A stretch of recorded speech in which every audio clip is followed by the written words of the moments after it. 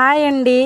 ఇలాంటి cut work blouses ఇచ్చినప్పుడు అంటే వర్క్ అనేది చాలా తక్కువ ఇస్తాడు.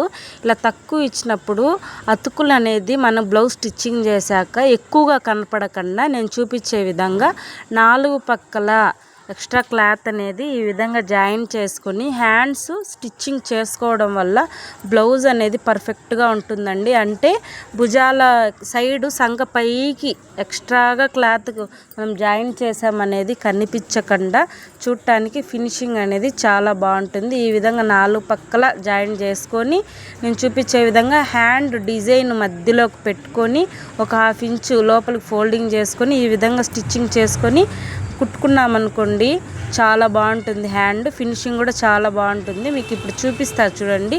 బ్లౌజ్ స్టిచ్చింగ్ చేశాక ఎంత అతుకులు వచ్చిందో చూడండి. చాలా తక్కువే వచ్చింది కదా. మన వీడియో నచ్చితే లైక్ చేయండి, మన ఛానల్ సబ్స్క్రైబ్ చేసుకోండి. బాయ్.